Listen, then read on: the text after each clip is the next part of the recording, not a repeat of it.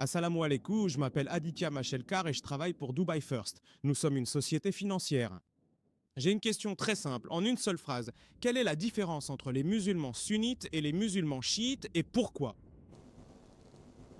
Wa alaykoum salam, frère Aditya. Que la paix soit aussi sur toi. Mashallah, tu parles arabe. Salam signifie que la paix soit sur toi. L'islam est une religion de paix. Voici la question, question de base. Quelle est la différence entre les musulmans sunnites et chiites? C'est bien ça? Oui, Mon frère, il n'y a pas de sunnites ni de chiites dans le Coran. Lis le Coran, il n'y a pas de sunnites, de chiites dans le Coran. Le Coran dit à l'Imran, Wa'tasimu bihablillahi jami'an wa la tafarraqu. Soyez unis par le lien d'Allah sans vous diviser. Tu dois suivre Allah et son messager. Suis le Coran et les hadiths authentiques.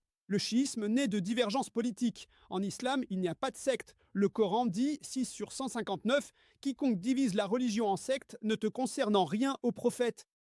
Allah s'occupera des affaires. Il y a de nombreux versets dans le Coran qui disent que créer des sectes dans la religion de l'islam est interdit. Il n'y a pas de secte. Tout cela est dû aux divergences politiques qui sont apparues. Mais en islam, il n'existe rien de comparable aux chiites et aux sunnites. Il n'y a que des musulmans. Un musulman est une personne qui soumet sa volonté à Dieu.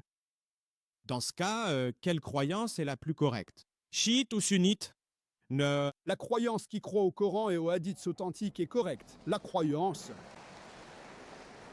La personne qui croit aux enseignements du Coran et aux hadiths authentiques a raison. Dès que vous posez des questions, s'il donne une référence du Coran, il a raison. S'il cite sans cesse son cheikh ou son imam, si leurs paroles correspondent au Coran, nous les acceptons. La sourate An-Nisa, verset 59, dit « Obéissez à Allah, aux messagers et à ceux qui détiennent l'autorité ». Mais le verset continue. Mais si les gens de science divergent, retournez à Allah et à son messager. Si deux savants disent deux choses différentes, vérifiez lequel des deux est en accord avec le Coran et les hadiths authentiques. Celui qui suit ce Coran et les hadiths authentiques est sur la voie droite, c'est un vrai musulman, l'autre ne l'est pas. Alors, mon frère, lequel voudrais-tu choisir, chiite ou sunnite? Monsieur, je suis hindou? Ah bon, suis. Un hindou, je ne sais vraiment pas grand-chose, mais c'est juste que j'étais curieux d'en savoir plus, vous voyez? Non, Je pensais... choisis, je deviens chiite ou sunnite. Non, pas vraiment. Né hindou et je mourrai hindou. Né hindou, frère, moi aussi je suis né hindou. Je sais pas si je mourrais hindou. Tu sais quelle est la définition du mot hindou? Hindou, par définition, signifie une personne qui vit sur la terre de la vallée de l'Indus. Les gens qui vivent en Inde sont appelés hindous. Ce mot hindou est absent des textes sacrés. Utilisé d'abord par les Arabes à leur arrivée en Inde, ils ont alors créé le terme hindi. Vous savez, quand je vais en Arabie Saoudite et ici on m'appelle hindi, hindi signifie une personne venant d'Inde. N'est pas une religion. Donc, géographiquement, vous êtes hindou, je suis hindou. Hindou n'est pas du tout une définition religieuse. Selon Pandit Jawaharlal Nehru, si vous lisez son livre Découverte de l'Inde, il écrit que le mot hindou n'existe dans aucune des écritures hindoues avant l'arrivée des Arabes en Inde. Donc, hindou est une définition géographique. Même moi, je suis hindou, je viens d'Inde. Et les Arabes m'appellent hindi, hindi. Hindi ne veut pas dire adorateur d'idoles. Hindi signifie venant d'Inde. Donc je sais que tu es hindou. Je parle d'une croyance religieuse. En ce qui concerne ta croyance religieuse, crois-tu en un seul Dieu? Eh bien, monsieur, je vois où vous voulez en venir, mais je crois fermement à ce fait. Non, je crois pas. Dire une phrase ne changera pas. Mes croyances religieuses? Je ne te demande pas de changer de religion. Mettez-moi dans une mosquée. Je vous dis pas de changer de religion, hein. Si je vous demande, croyez-vous en Dieu? Dites-moi, croyez-vous aux idoles? Vous pouvez dire non, alors je vous corrigerai. D'accord, d'accord. Croyez-vous en un seul? Dieu? Un seul vue? Non, je crois en beaucoup de dieux. Oh. On a 330 millions de dieux. Très bien. Très bien. Maintenant, je veux vous aider. Ne devenez pas musulman. Mais je veux vous aider. Parce que vous n'êtes pas musulman, je veux vous aider davantage. Vous dites maintenant croire en 330 millions de dieux. D'où tiens-tu ça? Les écritures hindoues, n'est-ce pas? Non, si vous lisez Shamdogya. Je viens de l'apprendre. Ah, Ouf. Vous croyez donc? Oh, mashallah. Alors tu crois à tout ce que t'entends? Pourquoi ne croyez-vous pas ce que je vous dis? Eh ben, monsieur, Je suis pas ton ennemi, mon frère. Je t'aime, mon frère. Je t'aime. d'où je viens, ce n'est pas comme si je l'avais entendu d'une seule personne, comme vous l'avez dit. Ben oui, je l'ai entendu de mes parents, de mes oncles, et probablement 1,2 milliard de personnes en Inde croient exactement comme moi. Très bien. Donc ce n'est pas comme si nous faisions tous quelque chose de mal. Corrigé. On fait bien une chose, commune à tous, Il a... ce que je considère comme l'hindouisme. Je conteste que 1,2 milliard de gens y croient. Si la plupart des Indos y adhèrent, beaucoup d'autres s'y opposent. Parce que cela a été ceux qui ont lu les écritures hindoues. D'où tires-tu slave? Des écritures. C'est exact. Si on te dit n'importe quoi, si ton père prétend que 2 plus 2 font 5, tu le croirais? Si ton père te dit que 2 plus 2 égale 5, tu vas le croire? Eh bien, sauf si quelqu'un me corrige. Non, si ton père te dit aujourd'hui que 2 plus 2 égale 5, tu vas le croire? Non. Machallah, t'es un homme instruit, donc tu ne le croiras pas, c'est bien ça. Maintenant, je te donne une référence tirée de tes écritures. Tu dois demander à ton père, hein, dans les écritures hindoues, comme je l'ai mentionné plus tôt, il existe 2 types d'écriture. L'une s'appelle Shruti, l'autre Smriti. Shruti signifiait la parole de Dieu. Les Védas, les Upanishads. Ensuite vient Smriti, les Puranas, les Ityas. Ramayana, Mahabharata, si tu lis l'Upanishad, le plus supérieur, il est mentionné dans le Chandogya Upanishad, chapitre 6, section 2, verset 1. Ikam evidityam, Dieu est unique, sans second. C'est une citation en sanskrit, mon frère. Ikam evidityam, Dieu est unique, sans second. Il est mentionné dans le Sveta Sitar Upanishad, chapitre 6, verset 9. Nakasya Kasidz, Janitanat Shadipa. Ce Dieu n'a pas de supérieur, il n'a pas de parent. Il est mentionné dans le Sveta Sitar Upanishad, chapitre 4, verset 19. Natastrapati Mahasti. De ce Dieu, il n'existe aucune image. Pratima en sanskrit signifie une image, une photographie, une peinture, un dessin, une sculpture, une statue. Le Sveta Setara Upanishad, chapitre 4, verset 19, dit Natasya Pratima Asti. De ce Dieu, il n'y a pas d'image, pas de photographie, pas de peinture, pas de dessin, pas de statue, pas d'idole. Si vous lisez les Védas, je parle des écritures les plus élevées, je ne parle pas des écritures les plus basses. Je parle des Shrutis. Les Shrutis comprennent les Upanishads et les Védas. Il est mentionné dans l'Yajurveda, chapitre 32, verset 3. De ce Dieu, il n'y a pas de pratima. De ce Dieu, il n'y a pas d'yeuge, il n'y a pas de photographie, il n'y a pas de peinture, il n'y a pas de représentation, il n'y a pas d'idole, il n'y a pas de statue. Vous allez me dire, je sais où vous voulez en venir, hein. Je ne vous emmène nulle part là. Je vous ramène à vos écritures. Je vous ramène à vos écritures. D'accord? C'est une autre histoire. Vos écritures concordent avec le Coran. Qu'est-ce que je peux y faire? De plus, mon frère, si tu lis le Yajurveda, chapitre 40, verset 9, il est dit « Ils entrent dans les ténèbres », ce qu'adore la Sambhuti. La Sambhuti, ce sont des choses naturelles, comme le feu, l'eau, l'air, etc. Qui dit ça? Le Yajurveda. Et le verset continue « Ils entrent encore plus dans les ténèbres, ceux qui adorent la Sambhuti ». La Sambhuti, ce sont les choses créées, comme la table, la chaise, la voiture, les idoles, etc. Qui dit ça? Yarveda, chapitre 40, verset 9. Maintenant, quand ton père t'a parlé des 3 grands dieux, je ne sais pas si t'as donné des références ou non. Moi, je te donne des références. Tu peux prendre mes références, les noter, prendre la vidéocassette et aller demander à ton père. Va demander à ton pandi. Je te dis pas de me croire aveuglement, moi. Toi, t'as cru ton père aveuglement. T'as déjà fait une erreur une fois. Ne refais pas la même erreur une deuxième fois.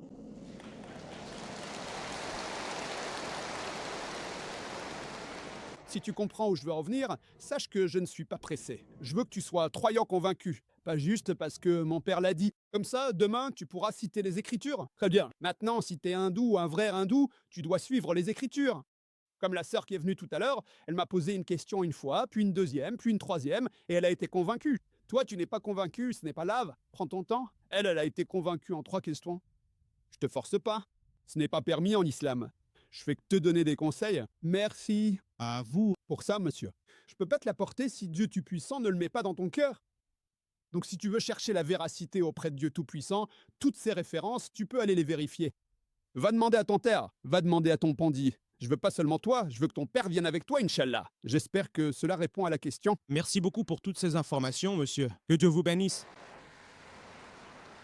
Assalamu alaikum, good day to all my brothers and sisters, and I hope you all be fine and doing good in your life. Okay, in this Q&A session, Aditya works for a buy finance company. He asked a question to Dr. Zakir about it, the difference between the Shia and the Sunni Muslim.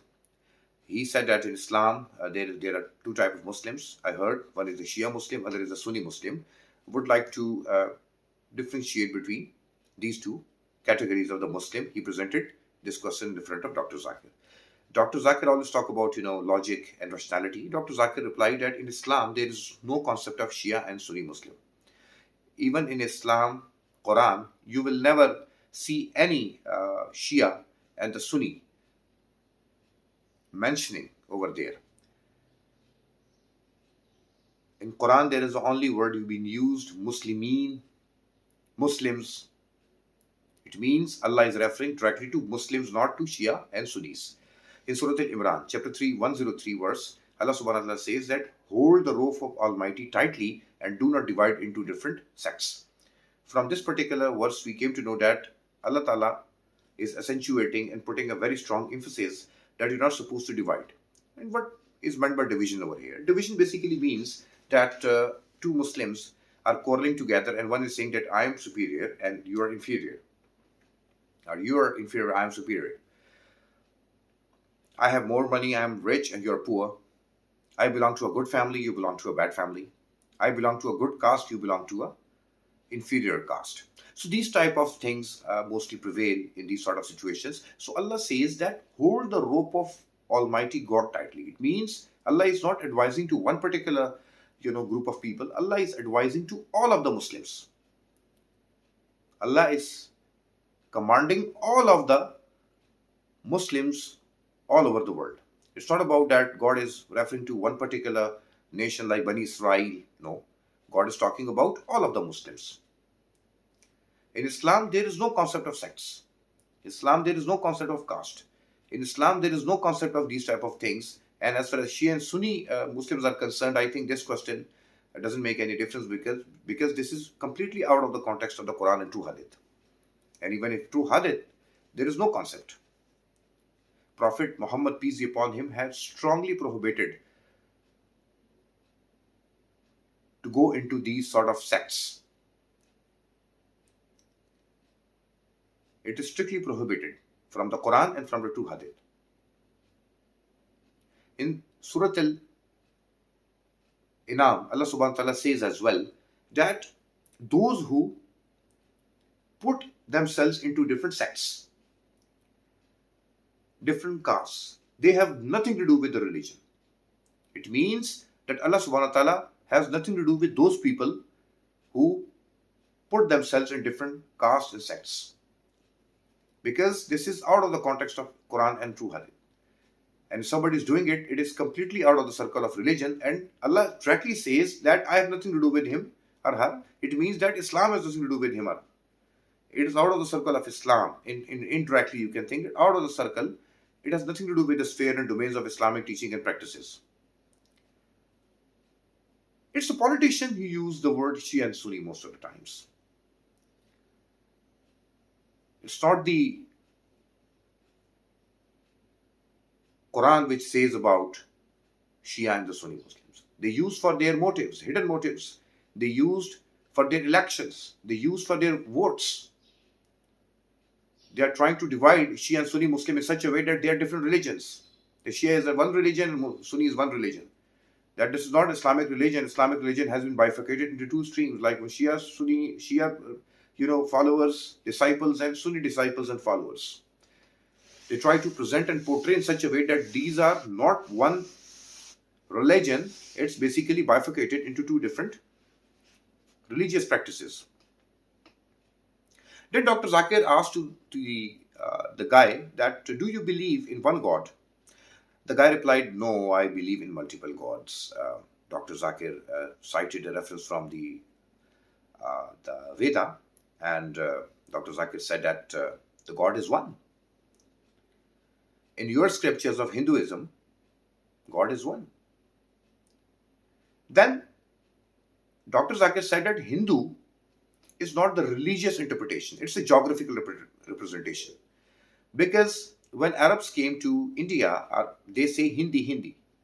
So it's a geographical interpretation, it's a geographical definition, Hindu. And as far as religious elements are concerned, the Hindu has been fabricated into a religious, exposition, but it's the geographical definition. It has a geographical origin. So, Dr. Zakir and the guy took an argument over the God. The guy said that I believe in multiple gods. Dr. Zakir said that in your scriptures, citing from your scriptures, there is no image of God. So how do you believe that there are multiple gods? The guy said that my sisters and my fellow Hindus are worshipping multiple gods. That's why I'm worshipping the multiple gods. So the conversation continues between the Dr. Zakir and the Hindu guy. Well, the guy was satisfied with both the answers. The first question he asked to Dr. Zakir Naik between the Shia and the Sunni Muslim, and the second question he asked about the Hindu religion. So Dr. Zakir Naik effectively replied the answers of both questions over here in this Q&A session. Jazakallah.